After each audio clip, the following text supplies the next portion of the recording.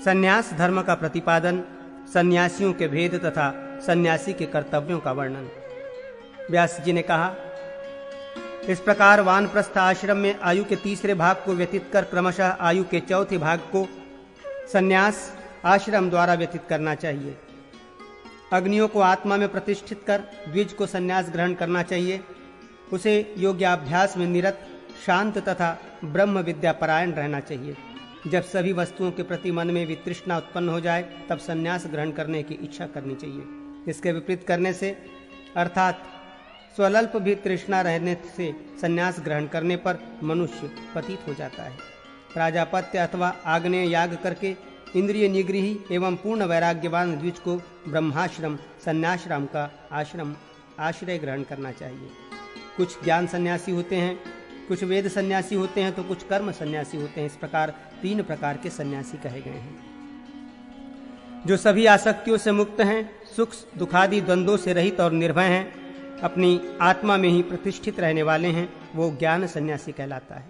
जो नित्य वेद का ही अभ्यास स्वाध्याय करता रहता है, आशा रहित है, संग्रह शून्य है, जितेंद्रिय है तथा मोक्ष की इच्छा रखने वाला है, वो वेद सन्यासी कहा जाता है। जो अग्नियों को आत्मसात कर ब्रह्मातर्पण तत्पर रहता है, उस महायज्ञ परायण सतत ब्रह्मचिंतन परायण द्विज को कर्म सन्यासी जानना चाहिए। इन तीनों में ज्ञानी ज्ञान सन्यासी को अधिक श्रेष्ठ माना गया है। उस ज्ञानी का न कोई कर्तव्य से शेष रह जाता है और न कोई चिन्ह नहीं होता है। सन्यासी को ममता शून्य, भय रहित, शांत, द्वंद्वों से परे, पत्तों का ही आधार करने वाला, जीर्ण कौपीनको वस्त्र रूप में धारण करने वाला अथवा नग्न और ध्यान परायण होना चाहिए। सन्यासी ब्रह्मचर्य का पालन करे, सीमित मात्रा में आहार ग्रहण करें, ग्राम से अन्न मंगा कर लाए, आध्यात्म ज्ञान में बुद्धि रखे, निरपेक्ष रहे तथा निरामिष रहे। अपनी ही सहायता में अर्थात स्वावलंबी होकर आत्मसंतुष्टि के लिए इस संसार में विचरण करे।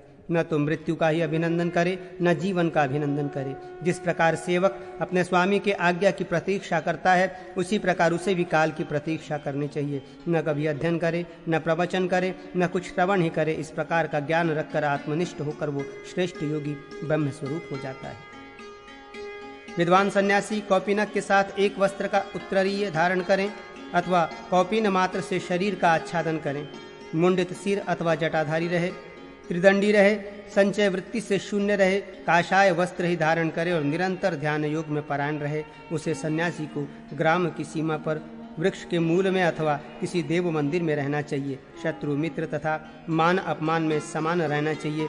नित्य भिक्षावृत्ति से निर्वाह करे। कभी भी उसे किसी एक भी व्यक्ति का अन्न खाने वाला नहीं होना चाहिए।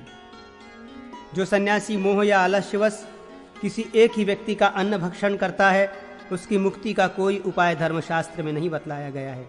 सन्यासी को राग द्वेष से मुक्त, मिट्टी, पत्थर और सोने में समान भाव रखने वाला, प्राणियों में हिंसा से निवृत्त, मौनी तथा सब प्रकार से आसक्ति शून्य होना चाहिए। अच्छी तरह देखकर पैर रखना चाहिए, वस्त्र से छान कर जल पीना चाहिए, सत्य से पवित्र वाणी बोलनी चाहिए और मन से शुद्ध आचरण करना चाहिए। सन्यासी को वर्षा ऋतु के अतिरिक्त अन्य ऋतुओं में किसी एक ही स्थान पर नहीं रहना चाहिए। नित्य स्नान एवं शौच में तत्पर, हाथ में कमंडलू धारण करने वाला तथा पवित्र होना चाहिए। नित्य ब्रह्मचर्य व्रत धारण करना चाहिए। वनवासी ही रहना चाहिए तथा मोक्ष विषय शास्त्राध्यान में निरत रहते हुए ब्रह्मसूत्री, यज्ञोपवीत से युक्त दंडधारी और जितेंद्रिय रहना चाहिए।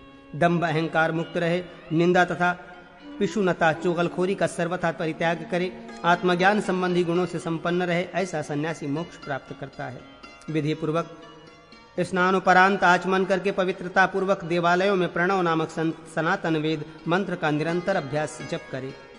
यज्ञोपवीति, शांतात्मा, हाथ में कुश धारण करने वाला, एकाग्र चित्त, धुला हुआ काषाय वस्त्र धारण करने वाला और भस्म से धूसरित देह वाला रहना चाहिए।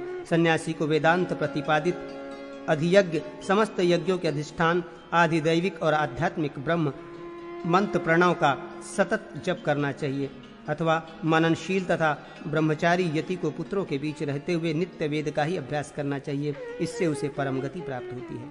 अहिंसा, सत्य, अस्तेय, चोरी न करना, ब्रह्मचर्य, श्रेष्ठ, तप, क्षमा, दया और संतोष ये ब्रह्मचारी यति के विशेष व्रत हैं। अथवा वेदांत ज्ञान में निष्ठा के साथ समाहित होकर स्नानादि कर भिक्षा में प्राप्त अन्न से नित्य 5 महायज्ञों का संपादन करना चाहिए। इसे विरक्त कर्मयोगी का धर्म समझना चाहिए। नियत समय पर समाहित होकर नित्य होम मंत्रों का जप करना चाहिए। प्रतिदिन स्वाध्याय करें और संध्याओं में गायत्री का जप करें।